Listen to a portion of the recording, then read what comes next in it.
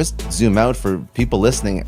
To understand what we do, we have to go into someone else's life where they've been living in this domain for the past 20 years, and we have to find a way to keep up with them intellectually, and even though we may not know anything about the subject outside of a couple hours of research. Right. So combine that with doing it 8 times in a row in a day, or doing it in this like little sweat box. It's not easy. All right, guys, we got him back. This time in a studio we can stand up in. Yeah, you remember that first one in Miami? I do remember that first one. I couldn't even stand. I do remember that one. Miami's evolved a lot. Yeah. I mean, now you have dope spaces like this. So it's like the whole content creator scene. This is all post-COVID. I think tons of cool people moved down here. Hopefully we're part of that cohort of Absolutely. cool That's people. why you're here. But yeah, we've had a good time since we moved down here. And again, podcast is going well. We're building out a studio too. Oh, yeah? Yeah. For in Miami? Story. Yeah. Oh, yeah, nice. About like 5 minutes from here. Nice. Yeah. So we got a house, guest house in the back. Guest house is going to be a studio. Hell yeah. So That's podcast smart, is because that just- first studio was fully booked and you couldn't even stand in the room. It was like, how is this place booking I out? know. Not to talk about a studio, but we don't have to name them, I'm but- a big guy, and that studio was like this little like cement box, and not only could I not stand up, but it also got super hot during the we're in Miami. Yeah, I remember that. And I did a couple podcasts in there. You did like a stint, like Yeah. how you do your podcast, where you record a whole bunch in like a period of time. But I did a couple podcasts over like a course of a summer, and I was about to pass out half the time when I'm interviewing guests. You were sweating?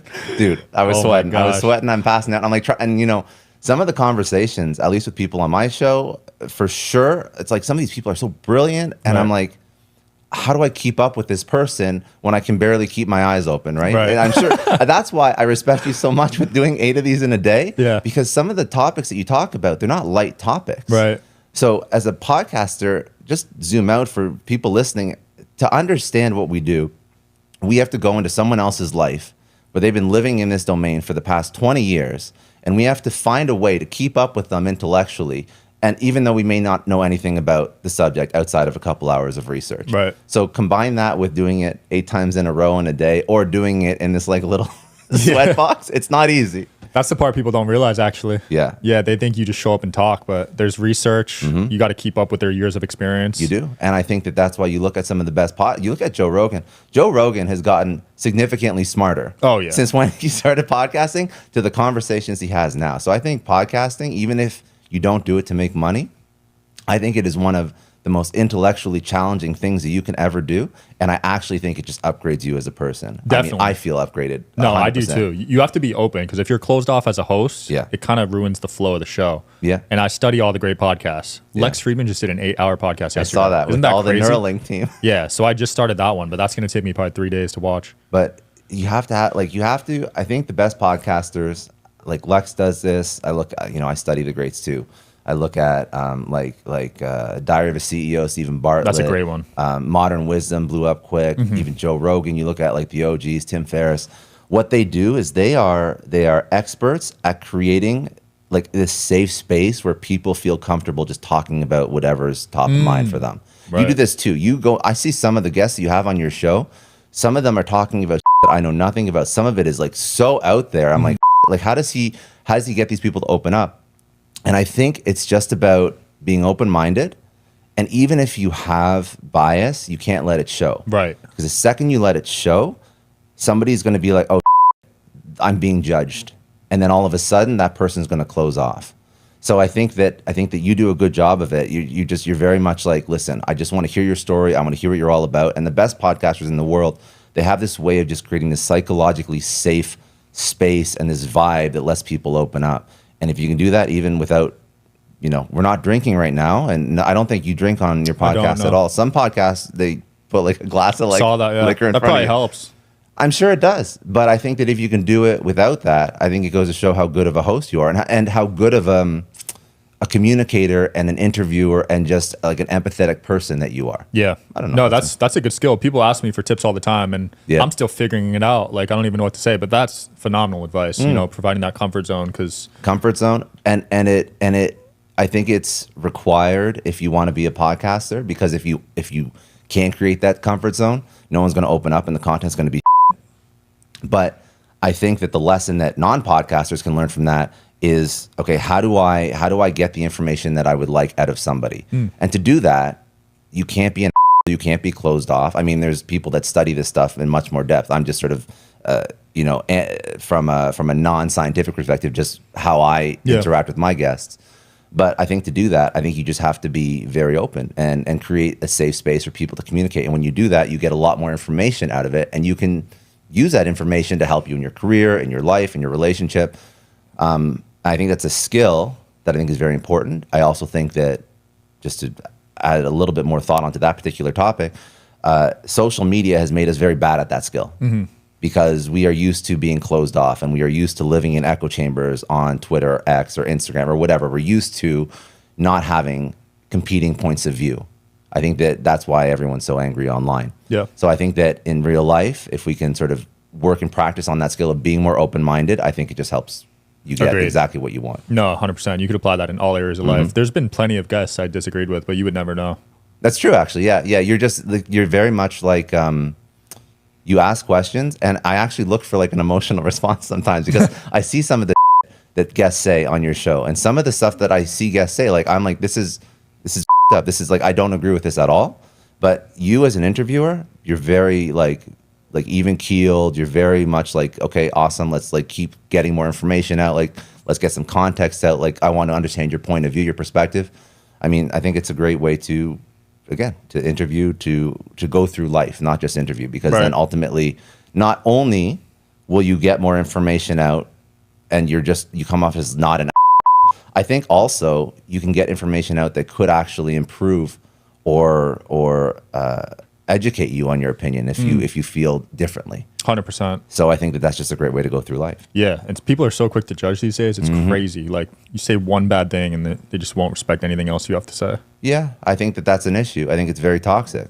And it goes back to social media echo chambers I was speaking about before, because the algorithms on social, all algorithms promote, like when you post an idea, an ideological point of view or perspective, what every social platform does is it shows similar perspectives. So if someone else posts, so say you're, Republican, Democrat, if you're posting, and this is obviously just a very easy example, but if you're posting a whole bunch of stuff about pro-Trump,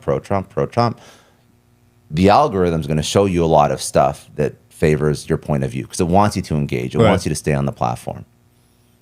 And then you're going to think that everybody in the world agrees with you, because all you're seeing on social, all your inputs are all the same idea as what you have. That's how the algorithms create echo chambers. That's an echo chamber.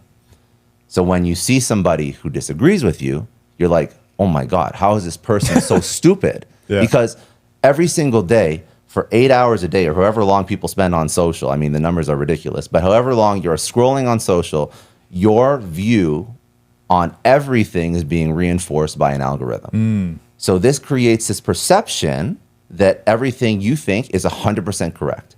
And then the second someone says anything differently, you're like, oh my God, this person is stupid. How could anybody believe this? How could anybody believe anything outside of what I see all day, every single day? And then that's what creates that anger and that discord. That's so true with politics. And that's what happened. That's what happened during COVID. It happened even more during COVID because everybody was stuck at home. So people weren't even engaging in real life, in person. So you weren't even having real conversations. All your conversations you were having with anybody was online. So it just reinforces your point of view and your perspective to the point where you start to believe that your perspective is the only right one. And then that creates this, I don't know, it creates this very toxic environment. Yeah. I think the feed should probably show both sides somehow. It does. It totally. Sorry, say that again, sir. I'm saying these feeds should maybe change their algorithm to show both sides the feeds instead of just I one agree side. Completely. Yeah, I agree completely. But I don't think that incentivizes user time on the platform. Yeah, I don't think it incentivizes the metric that these platforms really want to incentivize. I think they want people to stay on the platform. I think they want people to be within a community. I think they want people to. I don't know. That's an interesting perspective. Yeah. Because it would be a total algorithm shift from what everyone is doing right now. Because right now algorithms show you content that you like, air quotes like. So if it consistently showed you content that you maybe didn't like, maybe that wouldn't keep people. I'm sure there's a lot of insight and research into why algorithms do the things that they do. I just think that we're I think that we are maybe not optimizing for the metrics that are in the best interest of society and the person. Right. I think we're optimizing for the metrics that are in the best interest of the social platforms because that's how they make money. So Agreed. And they're also destroying, attention span. they destroy attention span. there's But no- I don't know how you would fundamentally, because the incentives drive the behavior, and the incentives are shareholder value. The incentives are revenue. How do you change that?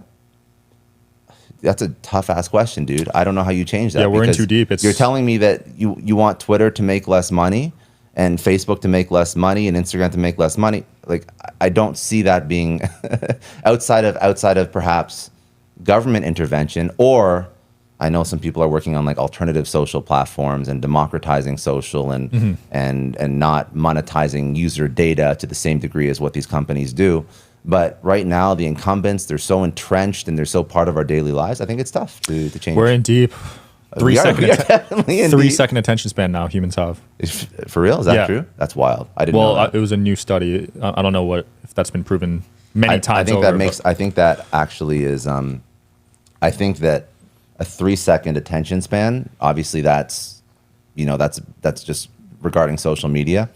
But if we talk about a younger generation and the need for instant gratification, I think that plays a part of it. Yeah. I think that need for instant dopamine hits, instant delivery with Amazon Prime, instant food, instant TV on demand, Netflix, whatever, everything is instant, right? And I think that really screws up your perception of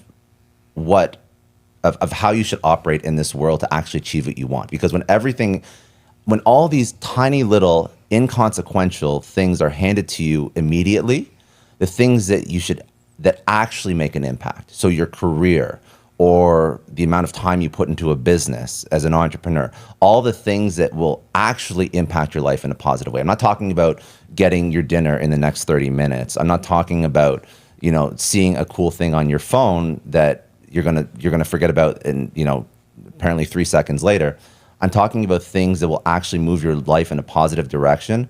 I think that all this instant overnight gratification has ruined our ability, not everybody's, but a lot of people that grew up with this, has ruined a younger generation's ability to understand the time required to achieve significant things. So I think that then when you live in this instant gratification world, it's very hard to understand how to commit 5 or 10 or 15 or 20 years of your life to something. And I think that that's screwing up a lot of people because they think that, well, if everything in my life is instant, why can't my business success be instant? Right. If everything in my life is instant, why can't my career success be instant?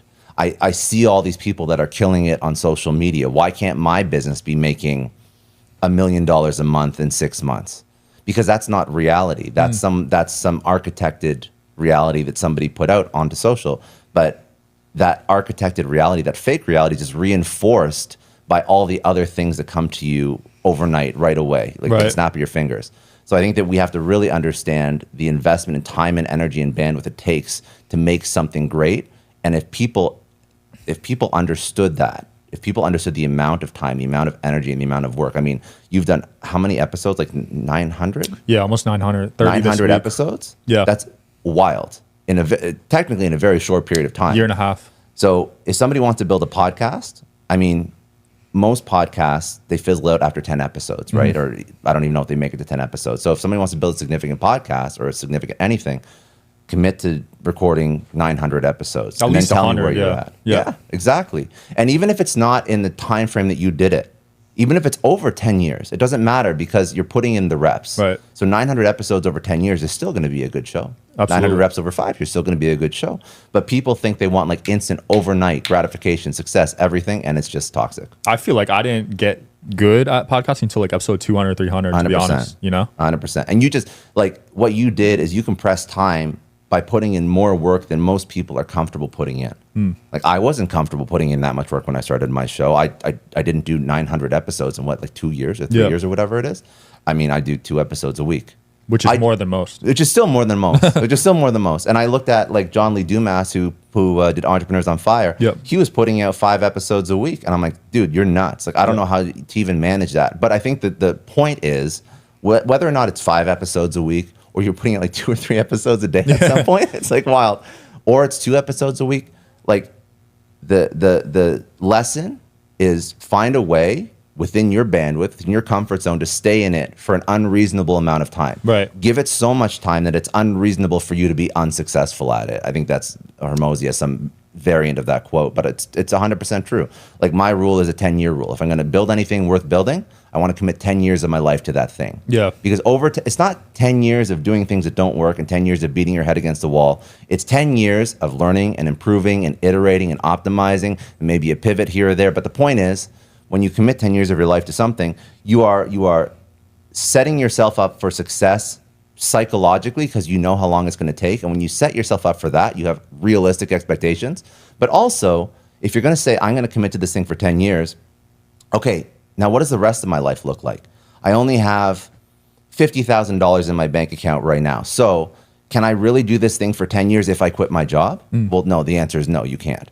So maybe you find a way to structure it so you're still working your 9 to 5 and you're building your thing from 5 to 9 or on the weekends. But the point is you're structuring your life so you can commit to this for the long haul, which will ultimately lead to you being successful at that thing.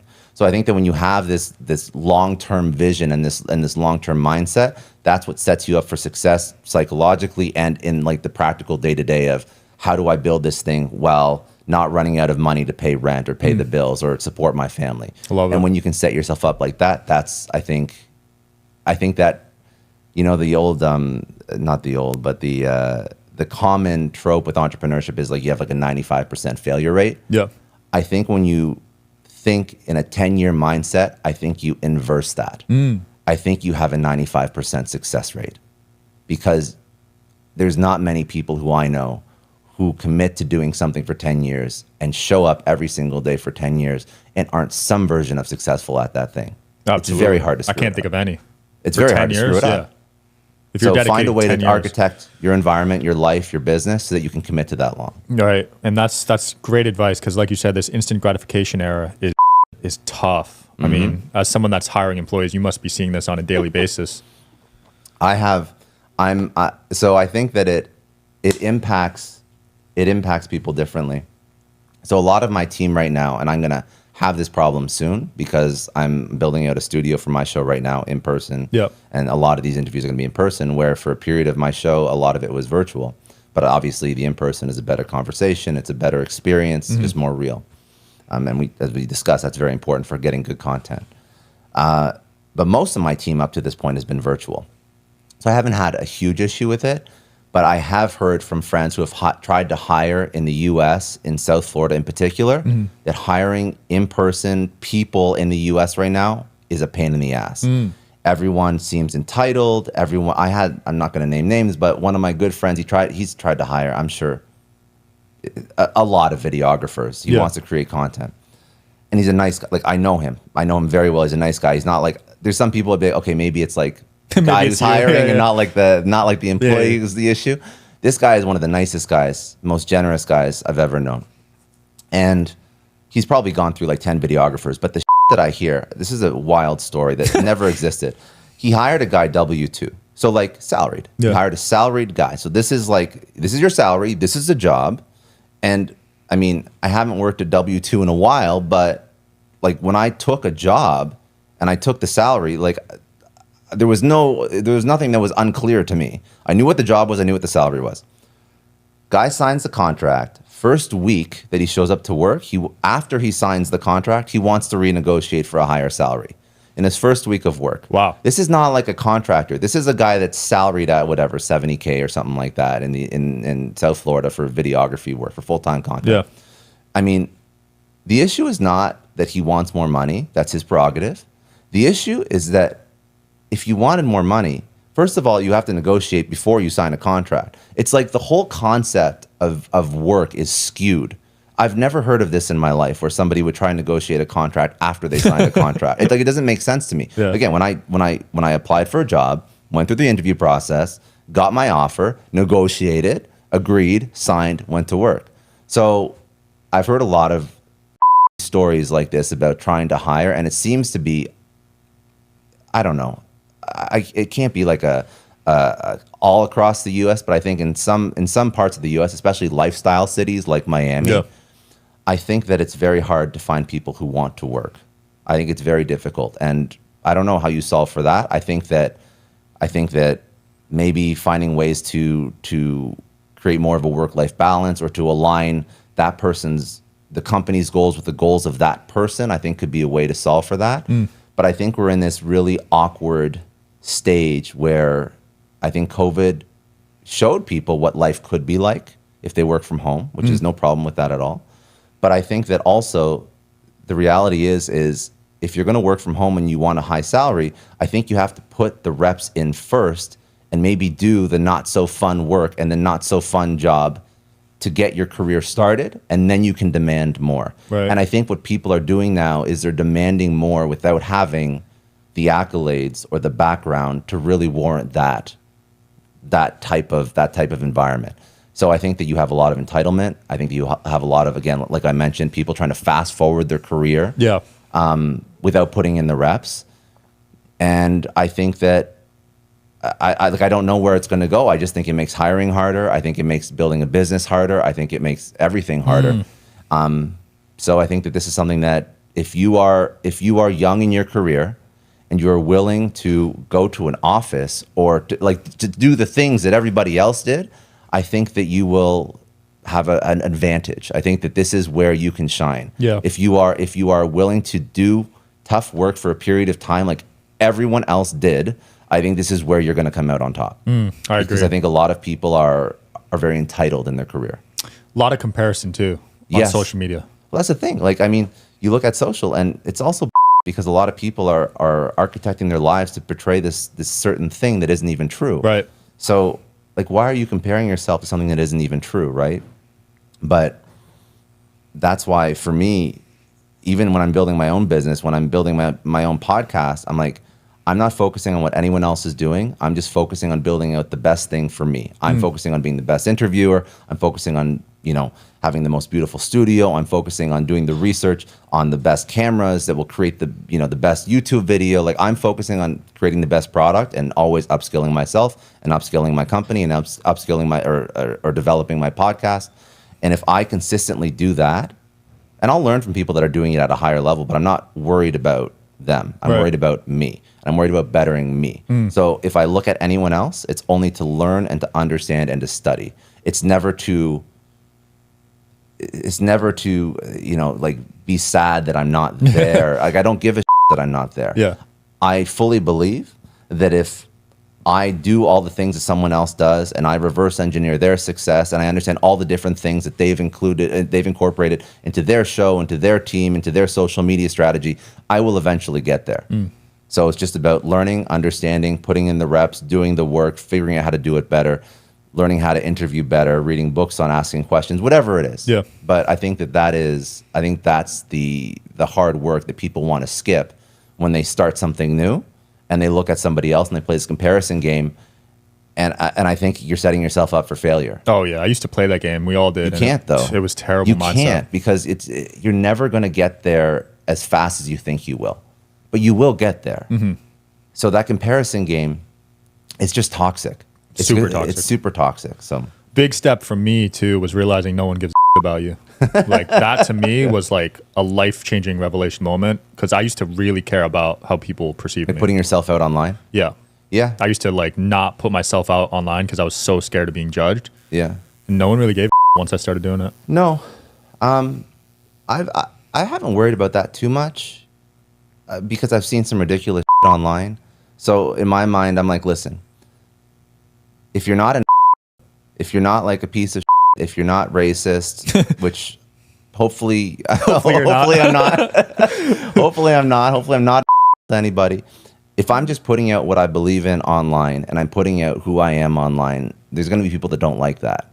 But I don't care if people don't like me if I'm a good person who's trying to, do better in the world or create great content. I mean, Right. I think that if you do get pushback or if people do talk about the stuff that you're putting out online, I think maybe use it as an opportunity to learn and see if there's anything you could do better. But ultimately, you can't let it impact you, because there's always going to be people that don't like you. There's people that don't like Mother Teresa. Like, what are you going to do? Like, it comes with the game, right? Even Mr. Beast, he's getting a ton of heat right now. Well, Mr. Beast is getting a ton of heat for a lot of reasons. But what I'm saying is he's done so much good. He's done so much good. And even before, like, not to take this podcast and not make it evergreen, but even before what's happening literally right now with Mr. Beast, there's still people that hated him. There's people that hated him for his personality. Right. Even though he's literally, like, outside of the movies he's making, he's doing such, like, philanthropic and charity work and stuff like that. Yeah. People always talk.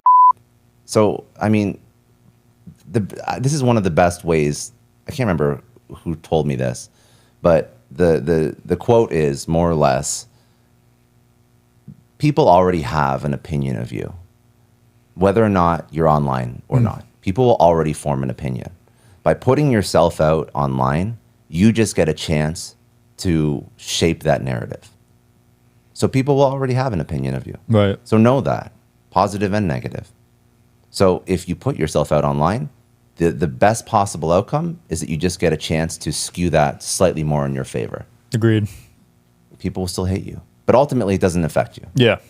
Has that happened to you when you interviewed someone and you had an opinion going into the episode on how they would act and stuff? Have I had an opinion going in? I'm trying to think. For me, it was Grant Cardone. That was a big one for me. You asked me about Grant Cardone the first time we did an interview. Oh, did I? Yeah, you did. And I said I didn't really have a problem with him. I said I think that, okay, so Grant Cardone to me is like an Andrew Tate. Grant Cardone has a persona that he puts out online that accomplishes a business objective. I mean, I'd have a different perspective if he was fraud or if he was scamming people. But so far, the lawsuits against him haven't held up. Right. I've spoken to people that are really into real estate, and they're like, listen, if you look at his disclosures in his agreements and his offering memorandums, if you read through exactly what he does is pretty black and white. I mean, I think the people that talk a lot of because they want, I mean, there's a lot of channels that just talk about famous people because they know that it drives views to their channel. Yeah. But I don't think he's doing anything fraudulent, because he has these exceptionally long legal agreements. Whenever he raises money for a building, maybe people don't read them, but that doesn't mean he's doing anything fraudulent. So I think that he has a personality online. He's figured out a formula that works. Tate has a personality online. He figured out a formula that works.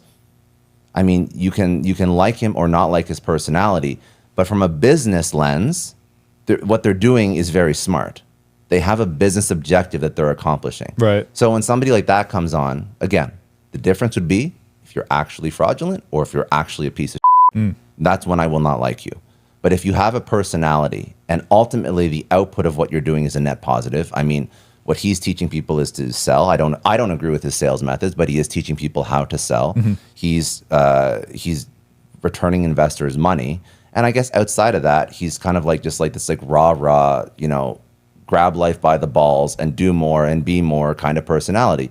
That's not inherently a bad thing. Like, I don't mind if somebody's lighting a fire under people's asses. Right. I think that there could be better role models, but I think that it's better to go out and try and make more money and try and improve yourself as an entrepreneur or as a man than not. I mean, that's sort of my net takeaway from either Grant or Andrew, really. But yeah, it's so funny. So you asked me, do I have these preconceived notions or biases when people come into my show? Very, very rarely, because again, the people that I like to bring onto my show, I don't mind if they have different opinions. All I care about is if they are who they say they are. If they are who they say they are and they aren't hurting anybody, that's what's important to me, because I want to understand how they think. I would have more issue if somebody is claiming to be some whatever Instagram business leader, private jets that are rented, Lambo that's rented for a photo shoot, saying they can open up like some sort of Amazon drop shipping store, and you go on, you know, you look them up and there's nothing but people saying they've lost like 50, 60,000 to this person. They never fulfilled on the deliverables that they promised. That to me is an issue. That to me is not wild personality. That to me is just fraudulent. That's the difference. And I don't like to have those people on my show. Yeah. So no, I don't really hate anybody going in. But it's interesting you asked me about Grant because I remember you asked me about him the first time. I was Well, it's wondering where just- that question came from. No, it's just so I interviewed him after you, but it's just so interesting because going up to that one, I was really trying to get it out of my head about the scammer thing because he was getting a lot of heat at the time. Yeah, he was. And the Scientology thing. So I was Yeah. trying to just be open, but it was tough. Well, I you think, know? I mean, Scientology thing is a little bit wild. I mean, Yeah, I didn't ask it on that one. I mean, maybe next time. people can believe whatever the they want to believe. Doesn't matter to me. Just don't force it on me. Right. I know Scientology, like how Grant, I think Grant learned a lot from Scientology in terms of how he structures his business. Because Scientology is a very, very good sales organization. They're very good at getting their members to They almost spend got more money. me. Really? Streets of LA. I had no idea it was Scientology. That's so wild. He pulled me inside. I wrote down my email and everything. I had no idea it was And- Scientology. They'll make you spend a lot of money. Like they have sales techniques, right? So when you, I mean, this is anecdotal. I've actually never been involved in Scientology, but this is sort of like secondhand. So take it with a grain of salt. Yeah. I could be totally speaking out of my ass. I don't know.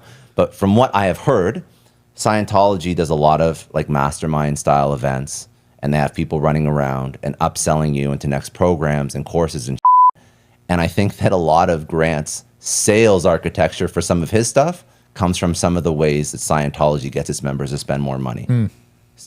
So, I mean, a strong sales strategy, I guess, is a strong sales strategy. Again, I don't agree with this type of sales strategy because I do come from a sales background. Yeah. But it works for him. I don't know. It's, I don't really have a comment on Scientology. That's a controversial one. How's your social club mastermind, speaking of events? It's good. It's tough. We were actually just talking about that. Not to break the fourth wall too much, but I was talking about how to put on live events, and it's a pain in the ass of a business to A lot of create. logistics, right? It's a lot. It's a lot. And I think that, just like an entrepreneur perspective going in, I think that when you think about starting a new business, you have to think about how to use leverage. Leverage is the most important thing as an entrepreneur, right? So like there's capital, there's people, there's technology, there's media. And I think that the more types of leverage you can use for your business, the easier it can be. So a lot of people, when they start a business, I mean, you don't have a huge workforce working for you day one. Most people don't have a media presence. And some people are techie. That's why software eats the world, but not everyone's techie, so they just use capital. And I think that for a mastermind or in-person networking business, like the only thing that you really have access to immediately for most people is capital. Because technology doesn't really help you. People, you don't have a team when you first start, and media, you don't have a media presence. So for me, it's a very difficult business to start. So from just sort of like what businesses should I spend more time in if I wasn't already doing it? Sort of like the lesson learned is find a business where you can use more points of leverage because it'll help you get it off the ground a little bit quicker. Now, I fortunately have media leverage and capital leverage, but I didn't have a team when I first started it out. So it was a lot of logistics and work and hiring event planners and all this. Right. But I think that that's actually something you should think about. So how do I, out of those 4 types of leverage, and that's a Naval tweet thread on those 4 types of leverage, out of those 4 types of leverage, so finance, people, technology, and media, what can I deploy to get this business off the ground quicker, which will just basically compress the time from getting it going to when it's a financially viable product market fit business. Yeah. And in-person events, masterminds, they're a pain in the ass. They are a pain in the ass to get going. And I think that that's why you actually see a lot, and I come from a tech background. So this, I understand, and I can feel the difference, and I can feel the friction in taking a tech product off the ground, which is also not easy. But I feel like there's less risk when you have a tech product and a CTO, developer, co-founder, versus when you try and put this in-person physical event business together, because you have tech product, you can get the developer who's a co-founder to develop the product. You can, if you're a marketer, you know how to generate organic traffic. You can convert organic traffic, take that money, roll it into ads, sort of scale that way. With an event business, without even making a sale, you have venue, you have insurance, you have speaker costs, you have, you have staff that are going to be working the event. You have food and bev, like you have like $50,000 to $100,000 startup costs for like one event that's no guaranteed sales. Right. So the risk profile on the business is much higher, which I think it makes a lot of sense if you want to put a lot of money into it to start it off, to test it out, or if you already have a business and you can find a way to add this on when you're already a revenue generating business. So the issue that I had is the podcast is the podcast and the mastermind is the mastermind, and they're not technically tied together. There's some pieces that overlap, and even with an audience, I have a little bit less friction than the average person. But I think that that's just like the lesson learned. Yeah. Is find a way to reduce the amount of friction as much as possible. And I think that in-person anything is like a high friction, high risk business to start Super off. high. Yeah. I had to learn from Fleischman. So I have because he does Aspire and all that. Right. That was tough. Yeah, no, it's tough. So I have events, and if I wasn't able to use leverage to get a free venue, use my leverage for my connections to get good speakers, it'd be tough, dude. Super tough. I mean, I've been doing them for 5 years. I haven't made any money off them directly, but indirectly with the people I meet, you know, has turned to money. Now, that's the thing. Like, if you can figure it out, then obviously it can be a great business. And and like I would group like masterminds in the same category, like in-person masterminds in the same category as like conferences and stuff like that. Like, I have a friend right now who's trying to put on for the first time ever a larger conference, and I'm sort of just watching him, and he's doing the Gary V content style where you document everything you're doing on your journey, and it's a lot, dude. It's a lot. Like, it's just like a lot to get people into a room and find a way to monetize that to the point where it's a viable business model. So I think just like for entrepreneurs listening, don't just hop on the mastermind bandwagon because you see like Tony Robbins charging $100,000 per year per person for like this platinum level membership, right? I think that focus on the business that you have the best chance of succeeding in, and I think there's other businesses that are easier to start. Way easier. Yeah. Yeah, I see them as mainly just networking. Like, Yeah, I see it as more of a value add. Right. A value add to an existing business than like a siloed, isolated business model on its own. Agreed. Even Yeah. I think with Aspire, I can't remember how they got that off the ground.